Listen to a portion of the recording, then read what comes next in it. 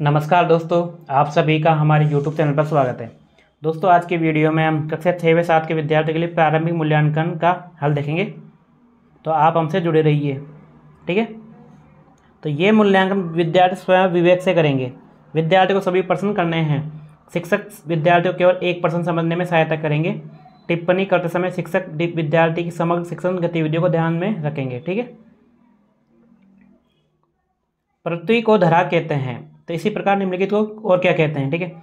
तो बादल कहते हैं मेघ, नदी को बोलते हैं सरिता, सागर को समुद्र, माँ को माता। कौन क्या करता है लिखिए।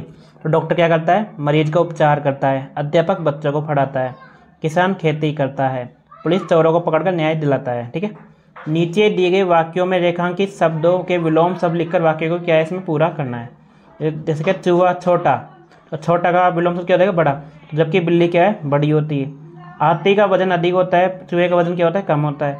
वर्षा को गर्म कचौरी पसंद है और अरसा को ठंडी। श्याम पट का रंग काला होता है, जबकि चौक का रंग क्या होता है सफ़ेद होता है। ठीक है। नीचे लिखे वाक्यों में संज्ञा शब्द छांट कर लिखिए। तो बोतल में पानी है, तो बोतल और पानी क्या है संज्ञा यहाँ पे। कविता भोजन बनाती है, तो कविता और भोजन संज्ञा हो गए। बीना जयपुर जा रही है, तो बीना और जयपुर संज्ञा हो गए। पवन पतंग उड़ा रहा है, तो पवन और पतंग यहाँ पे संज्ञा हो गए। ठीक है। प्रश्न 5 है, उचित विराम चिन्ह लगाकर अनुच्छेद को पूरा कीजिए। तो आज आसमान में बादल छाए हुए हैं। ठीक है। यहाँ पे विराम चिन्ह आ गया। श्यामा, फिर क्या है कोमा, राधा कोमा कमला और रेखा खेत पर गई हुई है। फिर अब विराम चिन्ह आ गया। माँ ने कहा ना जाने मेरी बच्चियाँ कैसी होगी, तो क्या हो गया क्वेश्चन मार्क। पिता ने पूछा बच्चियों कब गई थी, बच्चियाँ कब गई थी, तो क्या गया क्वेश्चन मार्क। ठीक है। नीचे दिए गए संवाद को आगे बढ़ाइए। चौक, मैं सबको पसंद आती हूँ लेकिन लिखने का काम जो करती हूँ। डस्टर, श्याम पट को लिखने जैसा मैं ही तो बनाता हूँ।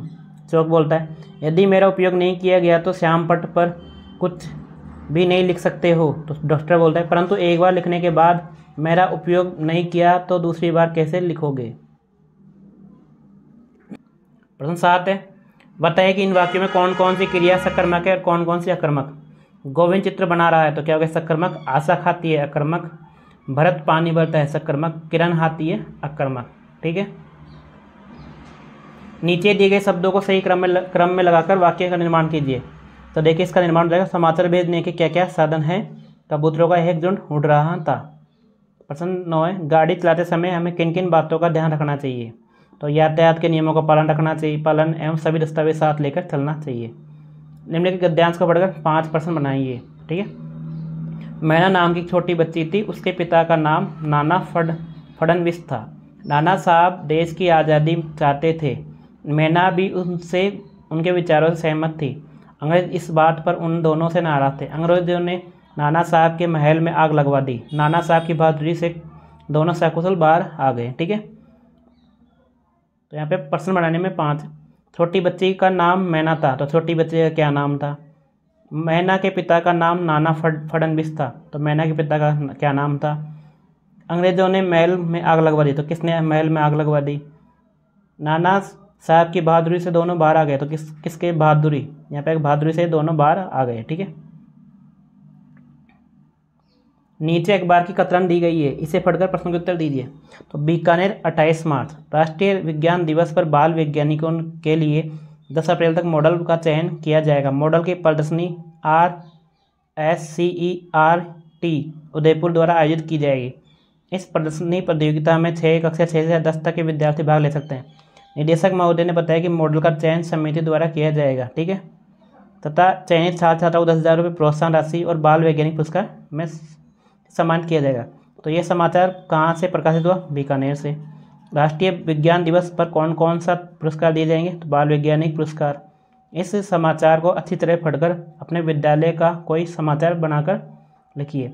तो उदयपुर 14 नवंबर बाल दिवस के अवसर पर सबसे कक्षा 6 से 8 तक के बच्चे बाल मेले में अपनी दुकान लगाएंगे। सबसे अच्छी दुकान लगाने वाले बच्चों को पुरस्कार दिया जाएगा।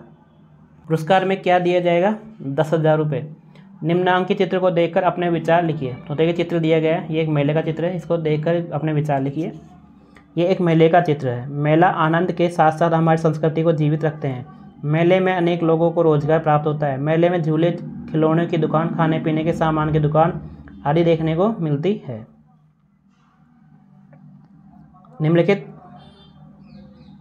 निम्नलिखित पद्यांश को पढ़कर दिए गए प्रश्नों का उत्तर दीजिए। बहुत निराला भारत अपना हिमगिरी मुकुट मनोहर है। जंगल, पर्वत, नदियाँ, मिट्टी, खाने पुण्य धरोहर है। कण कण में सूरज की किरणें नित उग ऊर्जा भरती। अनुपम आवा के कारण 6 ऋतुओं की धरती। ठीक है, तो उपयुक्त गद्यांश का उचित शीर्षक क्या होना चाहिए? निराला भारत। पुण्य धरोहर किसे कहा गया है? तो भारत के जंगल, पर्वत, नदियाँ, मिट्टी, खानों आदि को पुण्य धरोहर कहा गया है। हमारी धरती को 6 ऋतुओं की धरती कहा गया है। 6 ऋतुओं के नाम लिखिए। बसंत ऋतु, ग्रीष्म ऋतु, वर्षा ऋतु, शरद ऋतु, हेमंत ऋतु, शीत ऋतु। हम भारत की धरती को कैसे सजा संवार सकते हैं? तो हरे भरे पेड़ पौधे लगाकर, इधर उधर कचरा ना फैलाएं, नदियों के जल को प्रदूषित न करें, जीव जंतुओं की रक्षा करें और आपस में प्रेम भाव रखकर हम अपनी धरती को सजा संवार सकते हैं। ठीक है। बड़े भाई के विवाह में अपने मित्र को निमंत्रित करते हुए पत्र लिखिए। तो देखिए, अपने बड़े भाई की शादी में अपने दोस्त को पत्र लिखना है। उदयपुर, 7 फरवरी 2024। ठीक है, 2025 हो जाएगा यहाँ पे। ठीक है। प्रिय अमित, नमस्ते। यहाँ हम कुशल पूर्वक हैं। अर्ज की बात यह है कि मेरे बड़े भाई का विवाह दिनांक 30 फरवरी को होने जा रहा है। बारात उदयपुर से बस द्वारा जयपुर जाएगी। आपको भी विवाह में शामिल होना है। मैंने निमंत्रण तुम्हें भेज दिया है। सपरिवार पधार कर हमें सेवा का अवसर प्रदान करना। घर पर सभी को राम राम कहना। तुम्हारा मित्र कौन है? विशाल, यानी तुम्हारा मित्र विशाल। ठीक है। नीचे कुछ शब्द दिए गए हैं, उनकी सहायता से एक कहानी लिखिए। तो शब्द देखिए।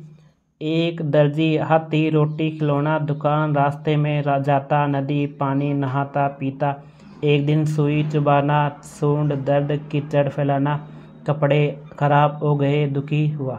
तो इन शब्दों से हमें कहानी बनानी है। ठीक है। तो हाथी की और एक दर्जी की कहानी है ये। तो एक हाथी रोज़ नदी पर नहाने जाता था। ठीक है। रास्ते में एक दर्जी की दुकान थी। दर्जी हाथी को प्रतिदिन रोटी खिलाता था।